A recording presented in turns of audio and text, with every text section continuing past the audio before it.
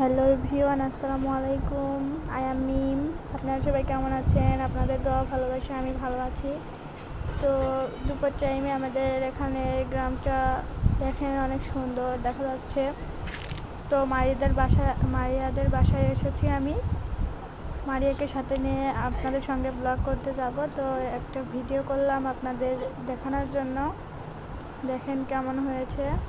এই যে আমাদের বাড়ির পাশে চাচি আমার লাউ গাছ, সেখানে আমাদের মারিয়া গুটি গুটি পায়ে চলে আসছে।